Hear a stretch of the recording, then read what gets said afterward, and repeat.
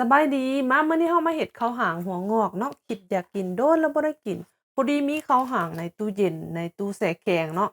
ข้าวหางนี่ค่อยมีอันครึ่งกิโล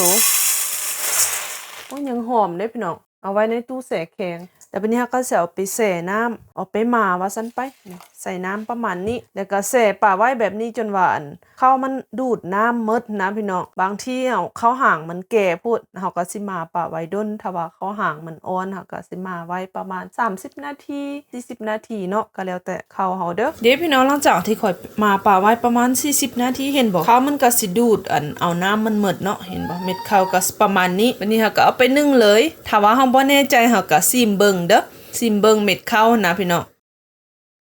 เห็นบ่เวลาเฮายำมันจะยินเสียงแป๊กๆแล้วมันก็สิติดแขวเฮาถือว่าได้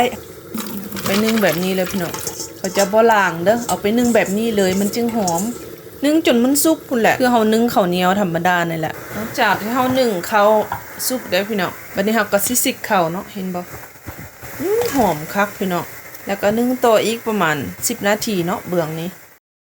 นอกจากได้เฮานึ่งสุกได้แล้วบัดนี้ก็เอาไปหวีเนาะหอมคักพี่น้องโอ้ยอยากให้พี่น้องมากินน้ำกันเด้หอมคักถ้าว่าเฮาหมาได้ข้าวหางมันก็สิมันจะบ่ติดมือนะพี่น้องงามแบบนี้มันจะบ่เละนะก็สิแบ่งเฮ็ดครึ่งนึงข้าวหัวงอกเพราะว่ามีคนบ่มักกินหวานเนาะเขามักกินแบบธรรมชาติแบบนี้นะนี่ก็สิใส่อันมะพร้าวขูดมะพร้าวอ่อนมะพร้าวเนี่ยเฮาไปนึ่งแล้วเด้อพี่น้องแล้วก็โรยเกลือลงไปน้อยนึงแล้วก็ซาวเนาะเอามือคนๆผู้ใดมักมะพร้าวหลายก็เพิ่มเอาเด้อหลังจากเฮาซาวให้อันเกลือกับข้าว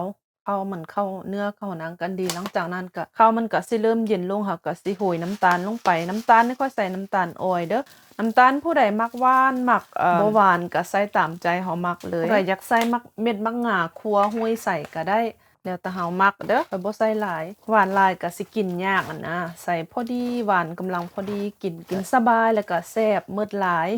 เรียบร้อยพี่น้องหางหัวงอกลองไปเฮ็ดกินเบิ่งเด้อพร้อมเสิร์ฟพี่น้องของหวานแบบบ้านๆแซ่บพร้อมมาเด้อไผอยากเรียบร้อยข้าวหางหัวงอกเฮาพี่น้องมาเด้อมากินน้ำกันไปก่อนเด้อบ๊ายบาย